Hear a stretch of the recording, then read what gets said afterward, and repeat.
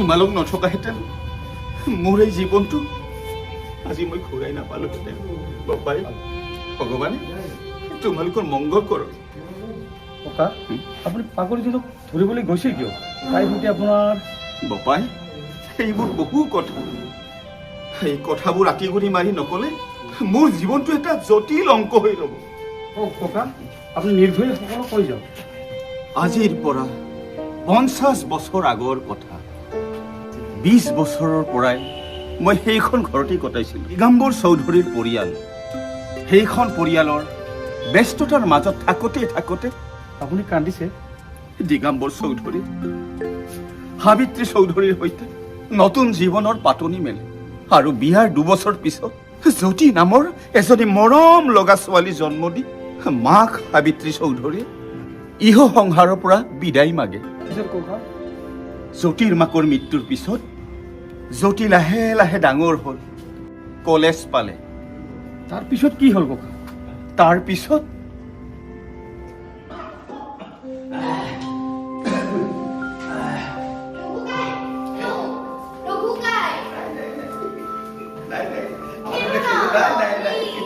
নহ'ব। বাপৰে বাপ, নাই আৰু নেখেলো।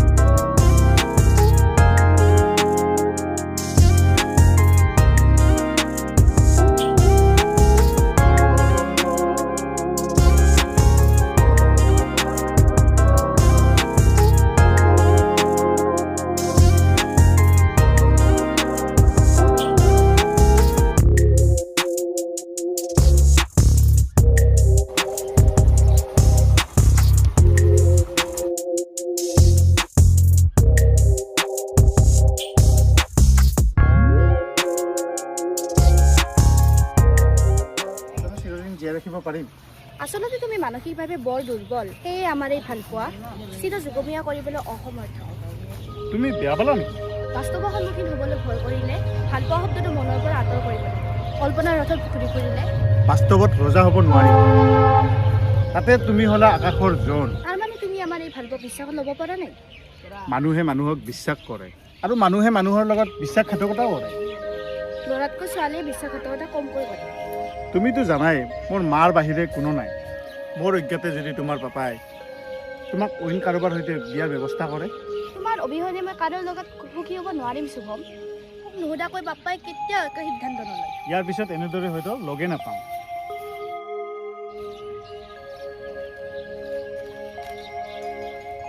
ঘৰলৈ গ'লে বৰিং লাগিব, প্ৰতিটো মুহূৰ্ত একোটা যুগ যেন লাগিব। আমাৰ ভৱিষ্যত জীৱনবোৰ আজিৰ এই মুহূৰ্তৰ দৰে হোৱা হেঁতেন খুব ভাল লাগিল। একেবাৰে সঁচা কথা। ৰঘুকাই, তুমি বান্ধৱী ৰীতাই যেতিয়া মোক কথাটো ক'লে যে যৌতুক পাৰ্কতি লগ পাবা বুলি, আৰু তেতিয়াই মোৰ সন্দেহ হৈছে এতিয়াহে মই বুজিলো নহয় ৰঘুকাই, ৰঘুকাই হেৰৌ তুমি মোক কেনেকৈ জানা হে জ্যোতিৰ মুখৰ পৰা আপোনাৰ মানে তোমাৰ কথা শুনি শুনি জ্যোতিৰ মুখৰ পৰা শুনি শুনি ৰঘুকাই, তুমি যে খুব মোক মৰম কৰা, মা নহ'লেও তোমাৰ মোক মনাই বকচাই উঠিয়েই মাৰ কথা পাহৰি আছিল। এইবোৰ মই সকলো শুভমক কৈছোঁ। অ ৰঘুকাই, জ্যোতিৰ সকলো কথা কৈছে। তুমি হেনো জ্যোতিক খুব মৰম কৰা। জ্যোতিয়ে তোমাৰ গুণ গাই গাই মোৰ কাণ একেবাৰে খোলা কৰিছে। ৰঘুকাই, পাপা নাহিল কিয়?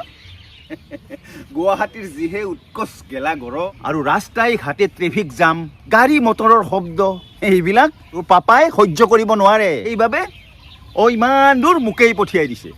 পৰীক্ষা পাতি শেষ যেতিয়া, এতিয়া ঘৰৰ ছোৱালী ঘৰলৈ যাব লাগে। বল ঘৰলৈ। বোপাই বাৰু কোৱাচোন, তোমাৰ নাম কি, ঘৰ ক'ত আৰু এতিয়া কি কৰি আছা? মোৰ নাম শুভম বৰকটকী। মোৰ ঘৰ যোৰহাটত। সৰুতে দেউতা ঢুকাইছে। দেউতাই শিক্ষকতা কৰিছিল। এতিয়া মা আৰু মই। ৰঘুকাই, শুভম বৰ ভাল ল'ৰা, পঢ়া শুনাত বৰ চিৰিয়াছ, ভাল আৰ্ট কৰে। ইমান প্ৰশংসা কিয়? মোতকৈ এবছৰ ছিনিয়ৰ, আমি ভাল বন্ধু। ৰচোন ৰ লৰাই লৰাইহে বন্ধু, ছোৱালীয়ে ছোৱালী বান্ধৱী। কিন্তু লৰাই ছোৱালীয়ে এই কথাটোত কিবা গণ্ডগোল থকা যেন পাওঁ। ৰঘুকাই, এইবোৰ মাজত তুমি সোমাব নালাগে, পিছত সকলো গম পাবা। এতিয়া ব'লা। বোপাই, কথাটো কিন্তু মই ভাল নেদেখিলো। নিশ্চয় ব'লা না ৰঘুকাই।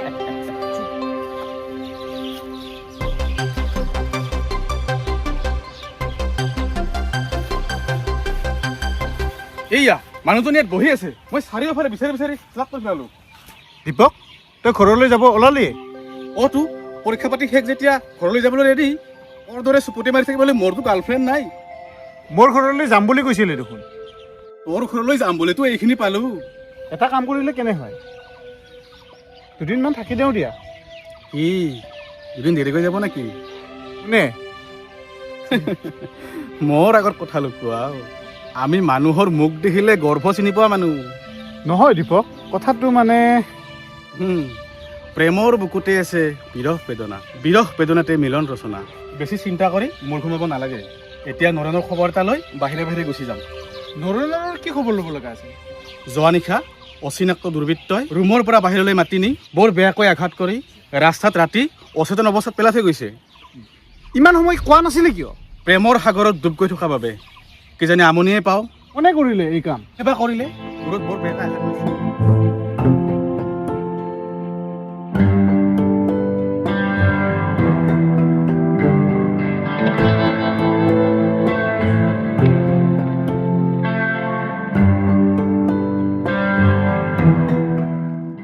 তোৰা দেখোন দেখোন কেতিয়া আহিছে? হ'ল দুদিনমান। এও কোন? মাহিৰ ছোৱালী। আমাৰ ঘৰলৈ যাব এটা। নিশ্চয়, সময় হ'লে নিশ্চয় যাম।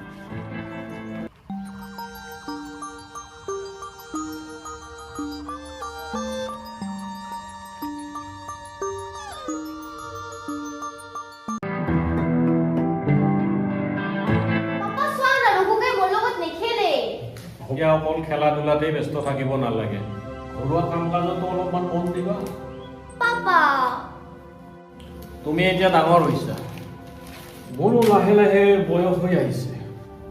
সেয়ে ভাবিছো তোমাৰ বিয়াখন পাতি দিব পাৰিলে মই মুক্ত। পাপা, কেৱল বিয়া বিয়া বিয়া, মই ঘৰত থাকি তোমাৰ বজা হৈ আছো। ময়ো আকৰি ছোৱালী বয়স হলে উপযুক্ত দৰা পালে সংসাৰ পাতি দিয়াটো মাক দেউতাকৰ কৰ্তব্য। কিন্তু পাপা,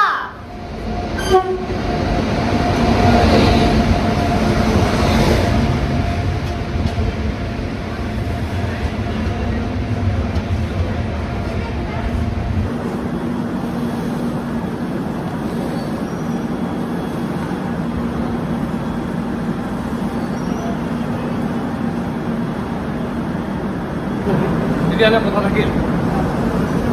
ঠিক আছে চাউল।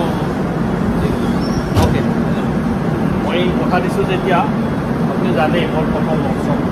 ঠিক আছে, আহক এতিয়া আহি যাব। আহক আনচোন।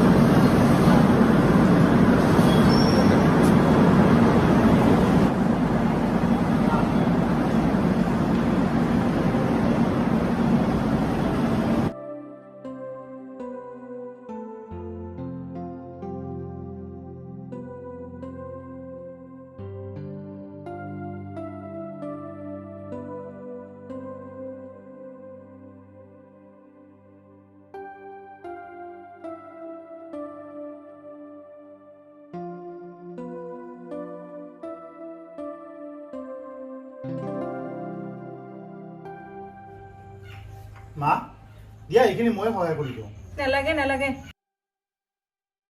ইমান দিনে মই অকলে কৰি আহিছো, অকলে পাৰিম। দীপক উঠাই নাই নেকি?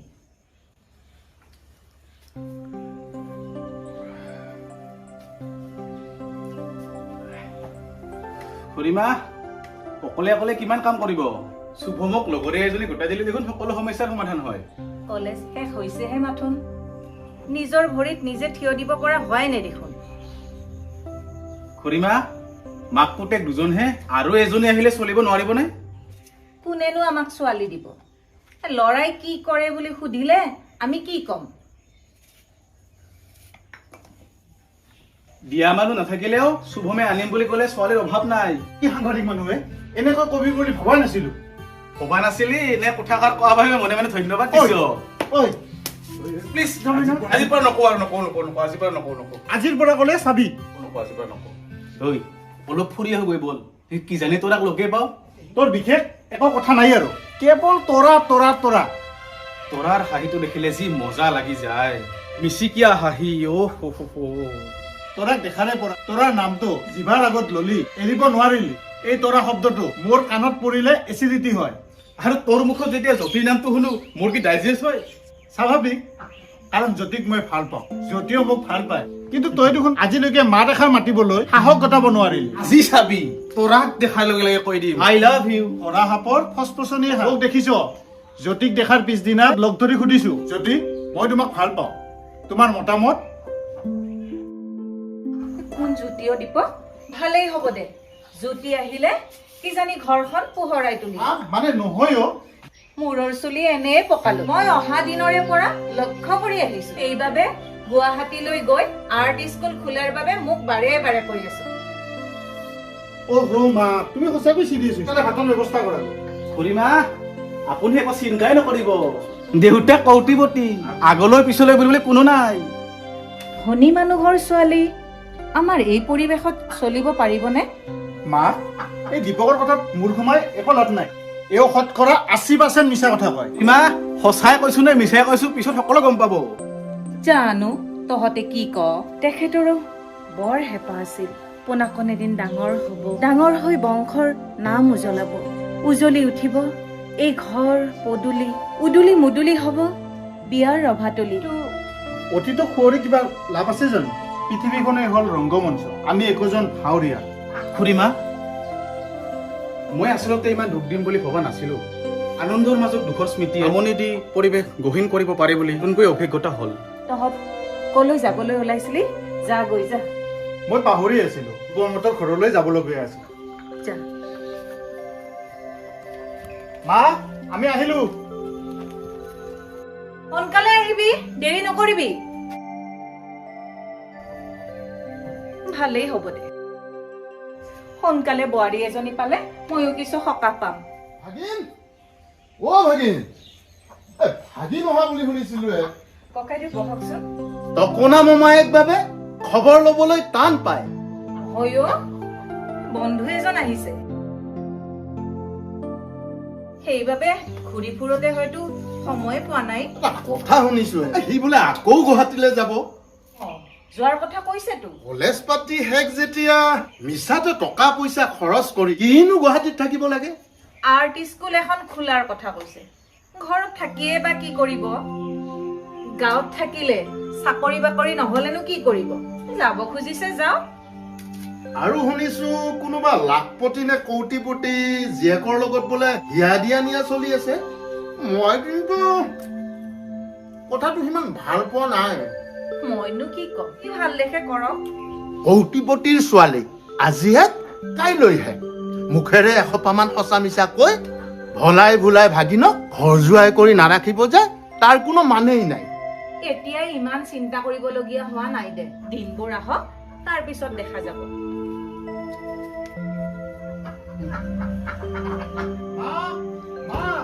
চোৱাচোন কি আনিছো। কিনো আনিছা? আমাৰ ঘৰৰ কাষৰ জানটোতে কোনোবাই চেপা আৰু চহৰা পাতি থৈছিল, কৈ আহিলো। কামটো কিন্তু ভাল নকৰিলে। মোমাইনে দেখোন হঠাৎ ক'ৰ পৰা ওলালি? এই মোমায়েকক পাহৰিয়ে গলি।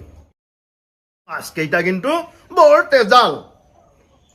এটা কাম কৰিবি, সেই জানটোত ৰূপমহঁতেহে চেপা পাতে, সিহঁতে মাছ পুঠি বিক্ৰী কৰিয়ে চলি আছে। হ'ব মা, আমি এতিয়াই ৰূপমহঁতৰ ঘৰলৈ যাম, মাছৰ পইচাও দিম আৰু এই স্পটিংটো দি আহিম। মামা, এই তেজাল মাছেৰে দুপৰীয়াৰ সাজটো ইয়াতেই হৈ যাওক, কি কয় মামা? ভাগিনে কৈছে যেতিয়া মনো আৰু কিবা ক'বলগীয়া থাকিবনে নে কি কোৱা? পিছে মামা, মোৰ বন্ধুৰ সৈতে চিনাকি হোৱাই নাই নহয়। এয়া মোৰ বন্ধু দীপক। দীপক, এয়া মোৰ মামা। নমস্কাৰ, শুভমৰ মামা যেতিয়া মোৰো মামা। পিছে ভাগিন, ইয়াত আহি কেনেকুৱা লাগিছে এই গাঁৱৰ পৰিৱেশ? মামা, ইয়াৰ মানুহবোৰৰ ব্যৱহাৰ পাতি খুব ভাল লাগিছে। আচলতে কি জানা ভাগিন,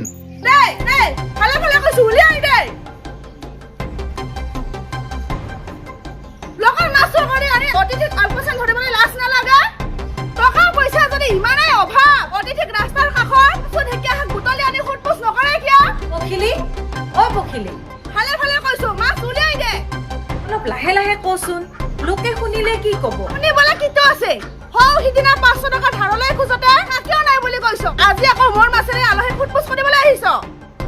আহা পখিলি, তুমি নুবুজা কিয়? টকা পইচা সকলো সময়তে মানুহৰ হাতত নাথাকে নহয়। আৰু যে এই মাছ কেইটা, তাৰ পইচা মই শুভমক দিবলৈ কৈছোৱেই। এলাগে খুৰি দিয়ক, আপোনাৰ মাছ আপুনি লৈ যাওক। ভাবিছিলোঁ বন্ধুজনৰ সৈতে আপোনাৰ ঘৰলৈ গৈ মাছৰ পইচাৰ লগতে ৰূপমলৈ অনা এই স্পটিংটো দি আহিম।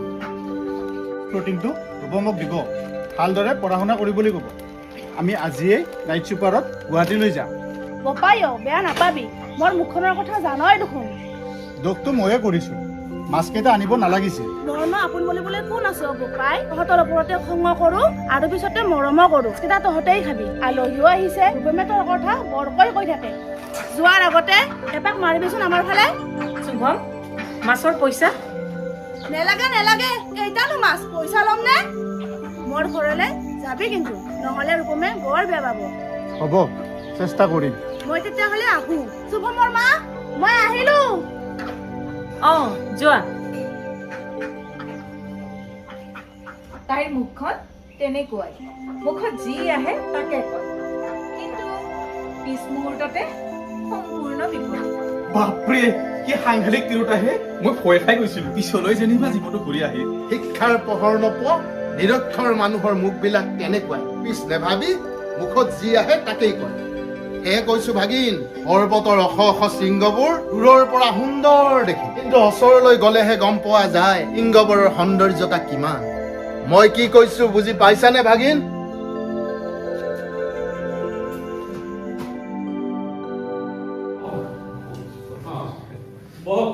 আপুনি হেনো মাতি পঠিয়াইছে।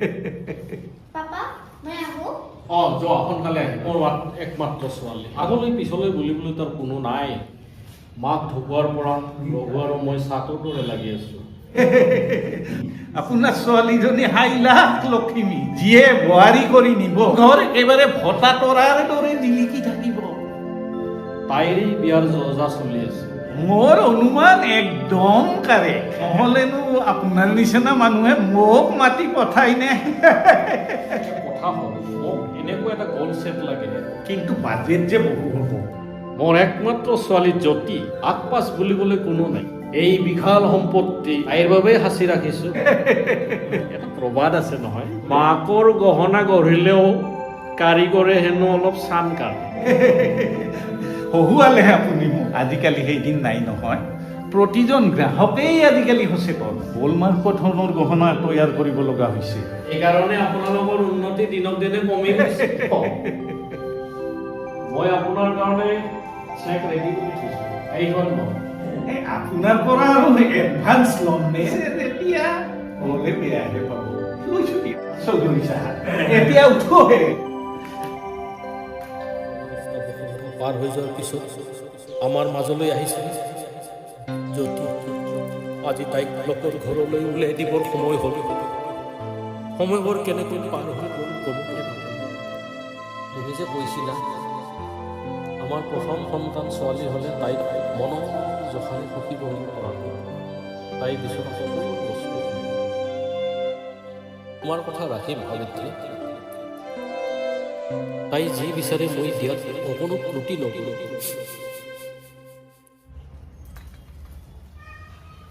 পাপা তুমি কান্দিছা? নাই নাই নাই নাই, চকুত পোক এটা পৰিছিলে। চকুত পোক পৰিছিলে নে চকুলো? মানে তোমাৰ বিয়াৰ পিছত ঘৰখন একেবাৰে খালী খালী হৈ পৰিব। তেতিয়াহ'লে বিয়াৰ বাবে ইমান খৰধৰ কিয়? ছোৱালীৰ উপযুক্ত বয়সত বিয়া দিব পাৰিলে মাক দেউতাকে সদায় সুখী অনুভৱ কৰে। বিয়াৰ চিঠি কাৰ্ড কিন্তু মোৰ পচন্দৰ হ'ব লাগিব। কাৰ্ডত আমাৰ দুয়োজনৰে ফটো থাকিব লাগিব। মই কাৰ্ডৰ নমুনা এটা কৰি আনিছোঁ, মই ফাইলটো লৈ আহি আছোঁ।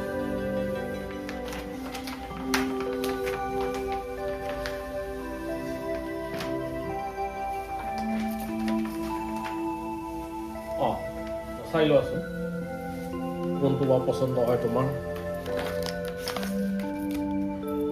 পাপা তোমাৰ সঁচাকৈ চিলেকশ্যন গ্ৰেট। কিন্তু পাপা এইজন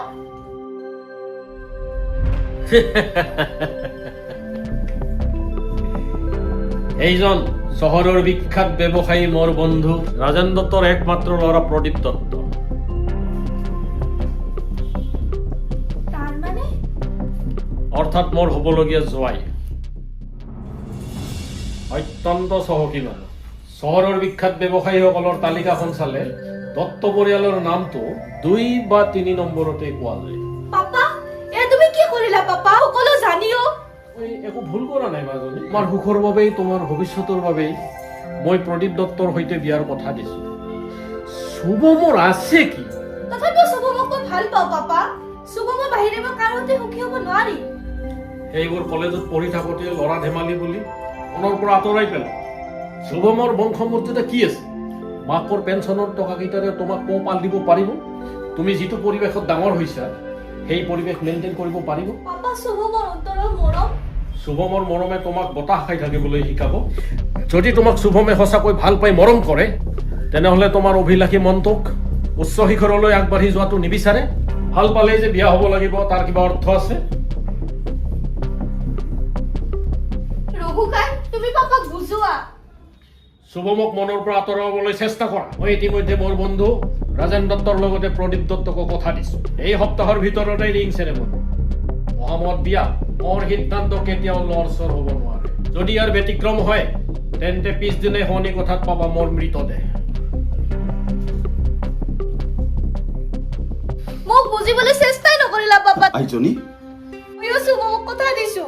বিয়া হ'লে মই শুভমৰ বাহিৰে আন কাৰো সৈতে সুখী হ'ব নোৱাৰিম। আইজনী যাৰ ছবি এবাৰ হৃদয়ৰ মণি কথাত অংকিত কৰি চিৰস্মৰণীয় কৰি ৰাখিছো, সেই ছবি মই হৃদয়ৰ মণি কথাৰ পৰা কেনেকৈ মুচি পেলাম? আইজনী আৰু নকবা, সিহঁত বহু ডাঙৰ মানুহ। সিহঁতৰ নিচিনা মানুহৰ আগত মোৰ নিচিনা কথা ভবা নেপায়। ছোৱালী হলো বুলি মোৰ নিজস্ব অধিকাৰ নাই। ছোৱালী হলো বুলি মোৰ বিবেক বুদ্ধি, মোৰ ভৱিষ্যত সকলো বিসৰ্জন দিব লাগিব। মই সকলো বুজিও নিৰূপায়। মোৰ হাত ভৰি সকলো বন্ধা উকা ভোকা চৰাইৰ দৰে পৰি থাকিবলগীয়া হৈছে। শুভমৰ ভাল পোৱা অধিকাৰ ৰাখিব নোৱাৰে। ইজনী শুভম আৰু মোৰ মাজত গঢ়ি উঠা ভাল পোৱাৰ আবেগ অনুভূতিবোৰ ধনী গৰিব উচ্চ নিচ এই শ্ৰেণীবোৰৰ বাবে আজি ত্যাগ কৰিব লাগিব। আইজনী কিয় ৰঘুকাই কিয়?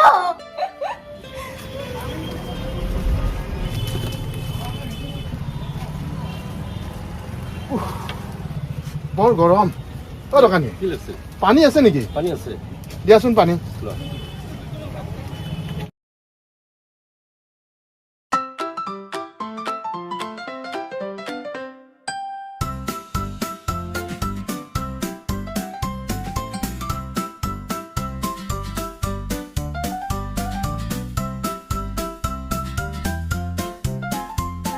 বাপৰে, এতিয়াহে জীৱনটো ঘূৰি অহা যেন পালো। এই গুৱাহাটীৰ নিচিনা ঠাইত মানুহৰ ঘৰ বিচাৰি উলিয়াটো বৰ টান। ইজনে সিজনক চিনি নাপায়, অথচ একেটা কেম্পাছতে থাকে। এখন ৱালৰ ব্যৱধান মাত্ৰ, কি চিনাকি নাই। আপুনি বোধহয় গাঁৱৰ পৰা প্ৰথম গুৱাহাটীলৈ আহিছে? আগতে বহুবাৰ আহিছো, কিন্তু এইবাৰ একেবাৰে মূৰৰ ঘাম মাটিত পেলাইছো। আপুনি কাৰোবাৰ ঘৰ বিচাৰি আছে নেকি? পুৱাৰে পৰা বিচাৰি আছো, কোনেও চিনি নাপায়। ইজনে কয় সেইটো গলিলৈ যাওঁ, আন এজনে কয় সেইটো গলিলৈ যাওঁ। বাপৰে, ঘূৰি ঘূৰি এইখিনি পালো। মুঠৰ ওপৰত সঠিক ঠিকনাটো কোনেও দিব পৰা নাই। কথাখিনি শুনিলোঁ, কিন্তু আজিকালি যুগটো বহুত আধুনিক হৈ গ'ল। গতিকে আপুনি এই এড্ৰেছ বিচাৰিবলৈ গ'লে গুৱাহাটীত আপুনি GMC-লৈকে যাওক, মানুহজনৰ নাম কওক, ৱাৰ্ড নাম্বাৰ কওক, এড্ৰেছ কওক, আপোনাক প্ৰপাৰ ঠিকনাটো দি দিব। আপুনি বিচাৰিছে কাক? জীৱন হাজৰিকা। মানুহজনৰ লগত আপোনাৰ কিবা কাম আছে নেকি? মানুহজনে ঘৰ ভাড়া দিয়ে। অ' তাৰ মানে আপোনাক ভাড়া ঘৰ লাগে? তেওঁৰ ঘৰ ভাড়া বহুত বেছি। আপুনি এটা কাম নকৰে কিয়? সেই গলিটোৰে গৈ ৩ নম্বৰ ঘৰটোত টুলেট মৰা আছে, তালৈ গৈ খবৰ কৰক। সেইবিলাক মোক একো নালাগে, তেওঁৰ মাত্ৰ ঘৰটো লাগে। আপুনি এটা কাম কৰক, এই ৰাস্তাটোৰে চিধাই গৈ থাকক। গৈ এটা নামঘৰ পাব, ফালে যোৱা এটা সৰু গলি পাব। গলিটোৰে গৈ 1 কি 2 নম্বৰ সন্মুখত এখন গেট পাব। তাত লিখা আছে কুকুৰৰ পৰা সাৱধান। সেইটোৱে জীৱন হাজৰিকাৰ ঘৰ। বহুত ধন্যবাদ, ঈশ্বৰে তোমাক মংগল কৰক। অ' খুৰাদেউ, পইচাটো নিদিলে দেখোন। কি সাংঘাতিক কথাহে, মানুহ এঘৰৰ ঘৰ দেখুৱাটো পইচা লাগে? খুৰা, পানী বটলৰ পইচা 20 টকা। এক বটল পানীত 20 টকা? আমাৰ গাঁৱত কিমান পানী এনেই পেলাই দিওঁ। এই ল'ৰাটাৰ ময়ো কিনি আনিছোঁ। এয়া ল। আৰে মামা দেখোন ক'ৰ পৰা ওলালে? বহুদিনৰ মূৰত খবৰ ভালনে? ভাল ভাল, সকলো কম। হেল্ল', অথনিৰে পৰা যে তহঁতৰ লগত কথা চবাই আছিলো, কিয় জান? মোৰ ভাগিন। হয় নেকি? সিহঁতকতো মই সদায় লগ পাই থাকোঁ, মোৰ দোকানত আহিয়ে থাকি। শুভম আৰু দীপক নহয় জানো? তাৰ মানে সেই যে জীৱন হাজৰিকাৰ ঘৰটোৰ কথা সুধিছিলো, তেওঁৰ ঘৰতে ইহঁতে ভাড়া থাকে। তাৰ মানে আপুনি শুভম আৰু দীপক মামা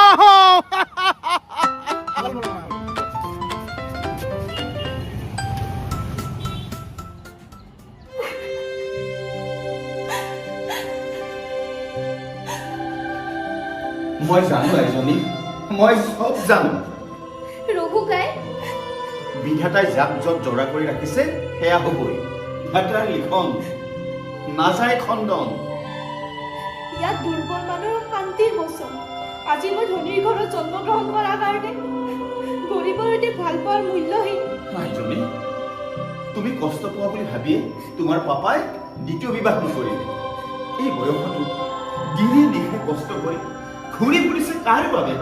কাৰ বাবে? মই একো সিদ্ধান্ত ল'ব পৰা নাই। এইফালে পাপা, আনফালে শুভম।